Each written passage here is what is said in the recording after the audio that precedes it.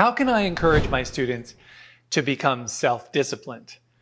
That's the question we're tackling today. My name is Paul Tobey from jazzmental.com. Thank you so much for joining me.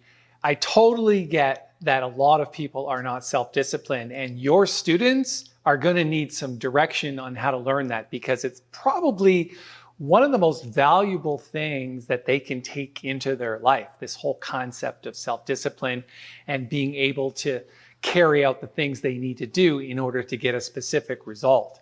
So I've actually put together 8 absolutely critical elements of helping your students become more self-disciplined. We're going to dive in right after this.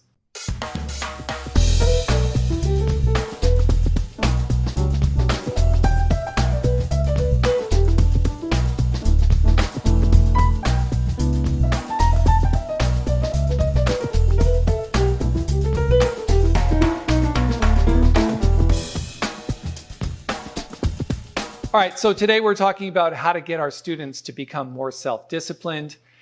And to that end, I've got 8 things that are absolutely critical to creating the self-discipline. The thing that you should know is I actually help my students from a music perspective, but I also own a training company that helps business people create better businesses. So even in the business aspect or the music aspect, these elements of self-discipline and helping them learn self-discipline are critical to their specific outcomes. So it doesn't matter what you're teaching your students, this will apply. So let's dive in. Number 1, this is probably the most important thing. You have to discover with that student or that group of students what their primary motivations are. So that means if they're going to do something and you're going to have them work at something, they're going to need to know why they're doing that. For example, when I started playing the piano at the age of 8, I asked my music teacher, Markwell J. Perry, who was our church organist, I said, if I'm going to learn piano, why am I going to take all of this time to do that? What's the reason for that? And he said, well, it's always been a good reason for pianists to get to Carnegie Hall one day. And I'm like, well, what is Carnegie Hall and how do I get there? And he goes, oh, it's a great concert hall and you get there by practicing and practicing and more practicing.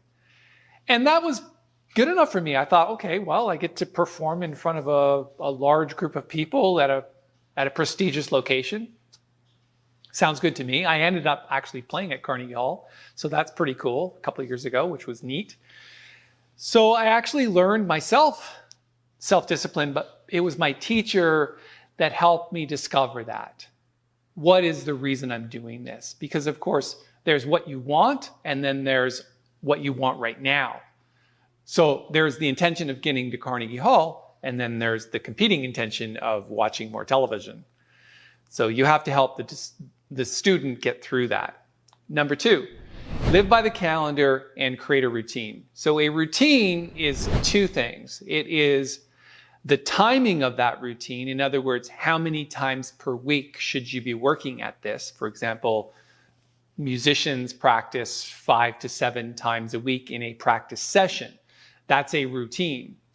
It's also at a specific time of day, which is always good. It shouldn't be mixed up all over the place. So creating a routine in terms of time and the amount of time is very important. And then there's the actual routine and the process itself. What should you do with that time? In other words, if you're going to practice for an hour, what should you be practicing? Should you be just doing things that you want to do, or should there be a specific process and regimen to follow?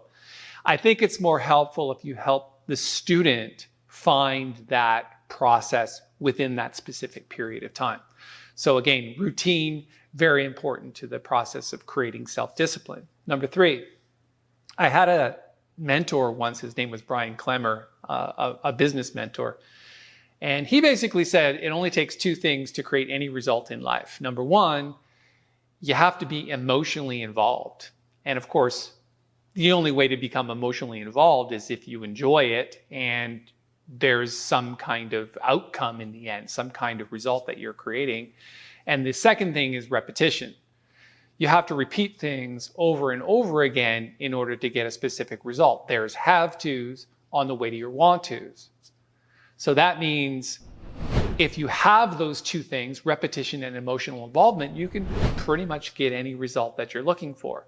And of course, this plays right into the whole concept of self-discipline. It's that repetition thing, but why are we repeating things? Because we love it, because we're emotionally involved, because we're heading to this specific result. So that's very cool. All right, number 4, start them off early. As early as you can start a student with routines and intrinsic motivation and emotional involvement and the whole process, as early as you can start them in that, the better. I started at 8. And I probably could have started earlier, although I'm grateful for decided not to do that. He went to computer science instead, and now he owns his own business and has several employees at the age of 23. So very impressive, but I've never met anyone more self-disciplined than Adrian when it comes to creating a specific result. So again, starting them off early, very, very important. Number 5, set some rules and have them agree to the rules. One of my mentors taught me that this is what's called setting a tight context. So there's the content, here are all the things we need to learn, but then there's the context, which is the routine and the process and all of those things that I've been talking about.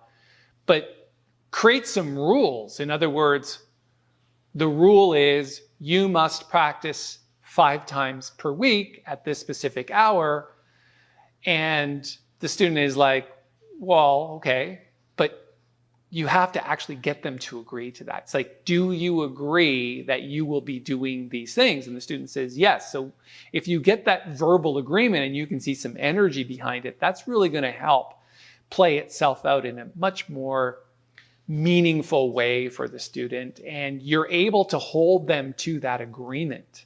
In other words, if the student comes back for their lesson a week later or to your course a week later and they haven't done what they agreed to do, then you have the ability to hold them to that agreement moving forward, set some maybe consequences to not following the rules.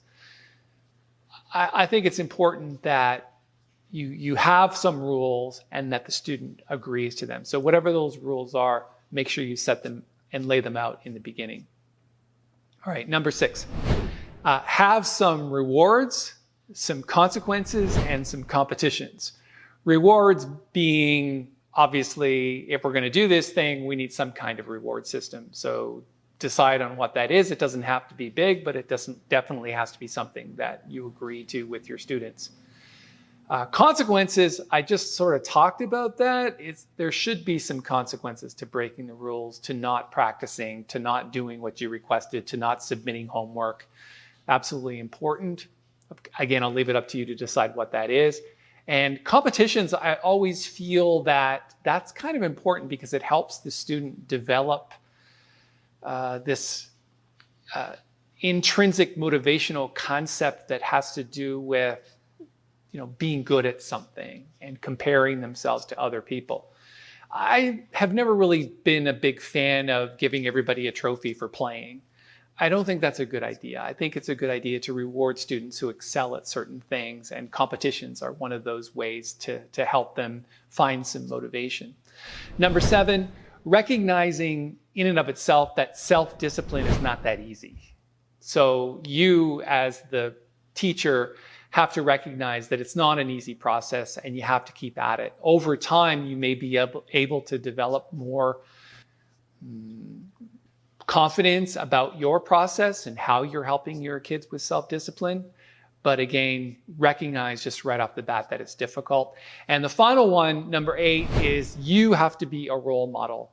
I've always said this with my son. It's like kids don't do as you say, they do as you do. And the apple never falls very far from the tree in that instance. And I'm so grateful that I went through my transition period and my son grew up during that, and all the learning that I put in and all the business that I did and all the music that I did.